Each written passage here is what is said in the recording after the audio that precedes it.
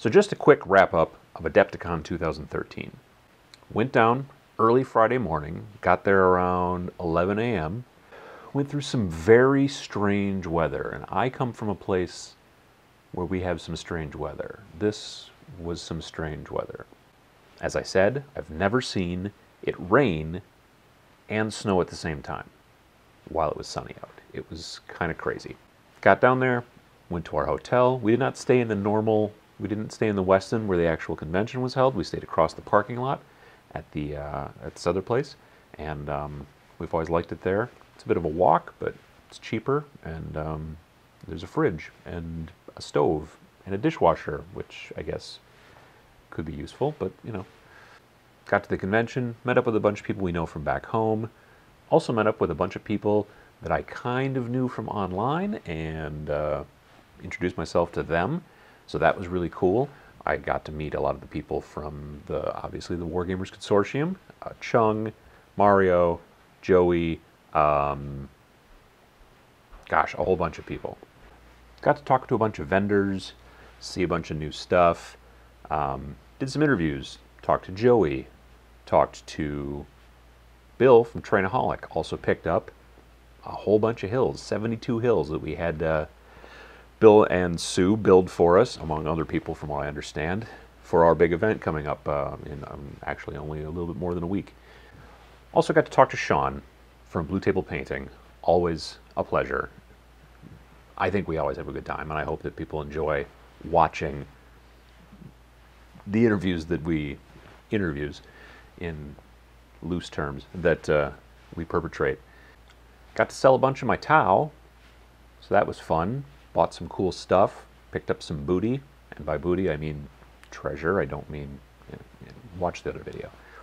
Lastly, I got to see some really nice painted stuff in the Crystal Brush cabinets, because that contest brings in some amazing artwork, and man, yeah, it's something else.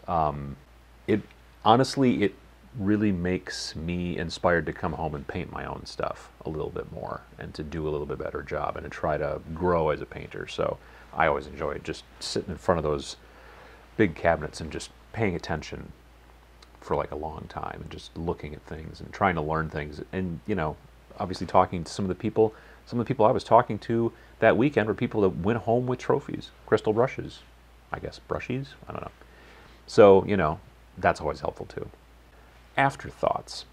Well, I would have to say that, again, there are two conventions that I find to be my favorites. There's Adepticon and there's Gen Con. They're very different in both scale and also subject matter. Adepticon's 2,000, 2,500 people, it's just miniatures. That's all it is just miniatures. But Gen Con is a 4-day event that's 40,000 people, which to some of the people that I met at Adepticon who've never been to Gen Con, who are planning to go, say like Joey, I think they're going to be a little stunned. I think it's going to be surprising how much bigger, how much crazier Gen Con is.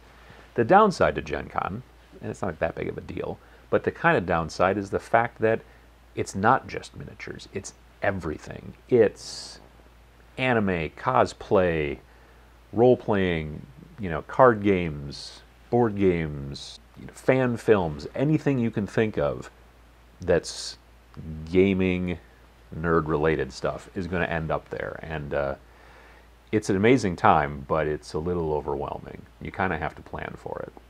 So I'm really looking forward to next year's Adepticon, because it's the event that's miniatures based that's my favorite.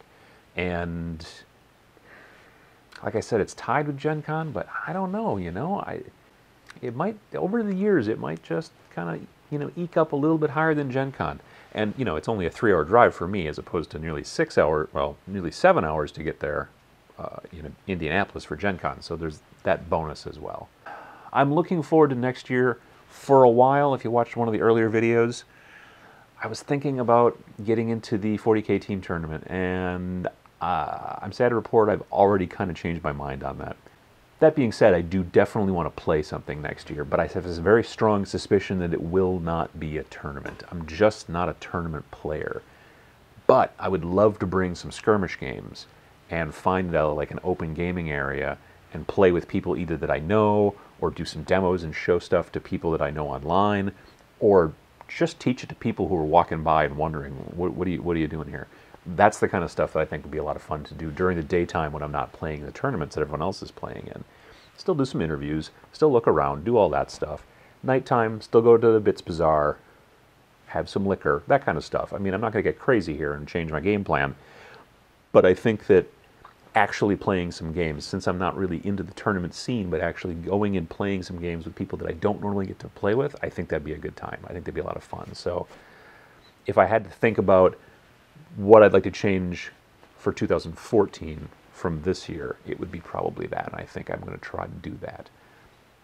I don't think I'm going to try to enter anything in the Crystal Brush. That seems like, I don't think I'm there yet, and I'd love to be at some point, but I don't think I'm there yet, so I don't see that happening for next year, for 2014, but I'm really looking forward to seeing the stuff that the people that I know are going to be taking to the Crystal Brush and seeing what they can do with it in 2014, because a bunch of people that I know really stepped up their game and got into the, into the bronzes and even the golds, or the silvers and the golds.